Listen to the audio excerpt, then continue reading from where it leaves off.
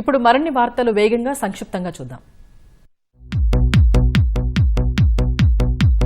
మార్కాపురం జిల్లా త్రిపురాంతకంలో ఈ నెల 26న జరిగిన 9ఏళ్ల చిన్నారి తులసి హత్య కేసులో బాజీబీ అనే మహిళా నిందితురాలిని పోలీసులు అరెస్టు చేశారు. వివాహేతర సంబంధం చూసిందని ప్రియురాలితో కలిసి కన్న కుమార్తె తులసిని తండ్రి శివారెడ్డి హత్య చేశాడు. పరారీలో ఉన్న శివారెడ్డిని త్వరలో పట్టుకుంటామని డీఎస్పీ తెలిపారు.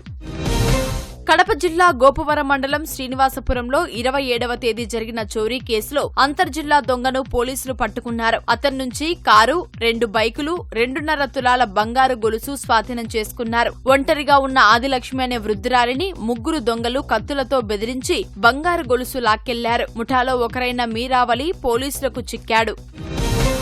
విశాఖలో dredging corporation of India golden Jubilee వేడుకలు ఘనంగా జరిగాయి. కేంద్ర కార్యదర్శి Vijay Kumar, Visakha port trust chairman Angamuthu వేడుకల్లో పాల్గొన్నారు. డీసీఐ ప్రత్యేక స్టాంపును అంగముత్తు విడుదల చేశారు. కొత్త పోర్టులు రాక నూతన వ్యాపార విధానాలతో డీసీఐ మరింత అభివృద్ధి అవుతోందన్నారు. సత్యసాయి జిల్లా నల్లచెరువు మండలం బందార్లపల్లి వద్ద హంద్రినివా కాలువలో తండ్రి కుమారుడు గల్లంతయ్యారు. బందార్లపల్లికి చెందిన రాము తన 8ఏళ్ల కుమారుడితో కాలువలో ఈతకు దిగి నీటి ప్రవాహానికి కొట్టుకుపోయారు. తండ్రి మృతదేహం లభ్యం కాగా బాలుడి మృతదేహం కోసం గాలిస్తున్నారు.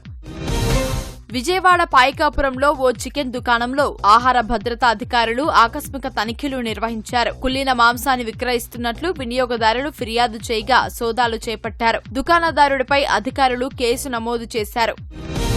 శ్రీకాకుళం జిల్లా ఆముదాల వలస మండలం చిన్నజొన్న వలసలో వంశధార కుడికాలువ గట్టు నుంచి మట్టి తవ్వకాలు యథేచ్ఛగా సాగుతున్నాయి. పట్టపగలే మట్టి తరలిస్తున్నా అధికారులు పట్టించుకోలేదని రైతులు ఆరోపిస్తున్నారు. మట్టి మాఫియాపై అధికారులు చర్యలు తీసుకోవాలని కోరుతున్నారు. పశ్చిమ గోదావరి జిల్లా భీమవరంలో ఐపీఎస్ అధికారి స్వర్గీయ చదలవాడ ఉమేష్ చంద్ర 60వ జయంతి వేడుకలు నిర్వహించారు. కార్యక్రమంలో కలెక్టర్ నాగరాణి, జిల్లా అధికారులు పాల్గొని ఆయన చిత్రపటానికి నివాళులర్పించారు. వీరమ్మ పార్క్ వద్ద ఉన్న ఆశ్రమంలోని వృద్ధులకు మంచాలు, ఇతర సామాగ్రి పంపిణీ చేశారు. శ్రీకాకుళం జిల్లా అరసవల్లి సూర్యనారాయణ స్వామి ఆలయంలో స్వామివారికి కళ్యాణోత్సవం అంగరంగ వైభవంగా సాగింది. ప్రభుత్వం తరఫున మంత్రి అచ్చెన్నాయుడు స్వామివారికి పట్టు వస్త్రాలు సమర్పించారు. కళ్యాణోత్సవంలో భక్తులు పెద్ద ఎత్తున పాల్గొన్నారు. కోనసీమ జిల్లా ఆత్రేయపురం మండలం వాడపల్లి వెంకటేశ్వర స్వామివారి కళ్యాణం వైభవంగా జరిగింది. స్వామివారికి మంత్రి వాసంశెట్టి సుభాష్, కొత్తపేట ఎమ్మెల్యే సత్యానందరావు పట్టు వస్త్రాలు సమర్పించారు. చిన్నారుల సాంస్కృతిక కార్యక్రమాలు ఆకట్టుకున్నాయి. కళ్యాణాన్ని తిలకించేందుకు భారీగా భక్తులు తరలివచ్చారు.